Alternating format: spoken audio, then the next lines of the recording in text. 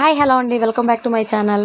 ఇవాల్టి వీడియోలో నేను అల్లం వెల్లుల్లి పేస్ట్ని ఎలా ప్రిపేర్ చేసుకోవాలి, ఎలా ప్రిపేర్ చేస్తే ఎక్కువ రోజులు ఫ్రెష్గా ఉంటుందో చూపించేస్తాను.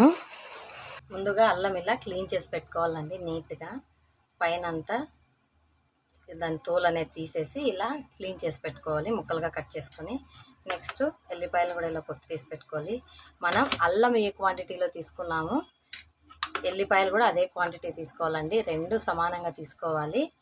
ఇప్పుడు వీటిని ఒక మిక్సీ జార్ తీసుకొని అల్లం ముక్కలు అలాగే ఎల్లిపాయలు రెండింటిని యాడ్ చేసేసి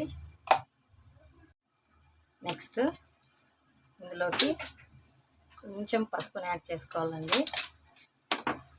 ఆ తర్వాత కొంచెం రాళ్ళ ఉప్పుని యాడ్ చేసుకోవాలి. పసుపు రాళ్ళ ఉప్పు వేయటం వల్ల మనకి మంచి ప్రిజర్వేటివ్గా వర్క్ చేసి మనకి అల్లం వెల్లుల్లి పేస్ట్ అనేది ఎక్కువ రోజులు ఫ్రెష్గా ఉంటుంది. మరీ మెత్తగా కాకుండా కొంచెం బరకగా మనము గ్రైండ్ చేసుకుందాము. చూడండి, ఇలా కొంచెం బరకగా మనము గ్రైండ్ చేసుకోవాలి. ఇప్పుడు మనం ఇందులోకి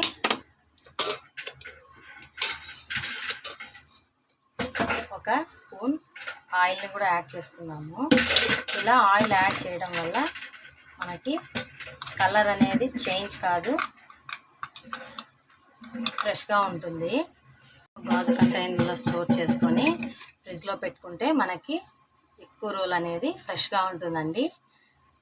ఈ టిప్ కనుక మీకు నచ్చినట్టయితే మన ఛానల్ని లైక్ చేయండి, షేర్ చేయండి, సబ్స్క్రైబ్ చేసుకోండి. బాయ్.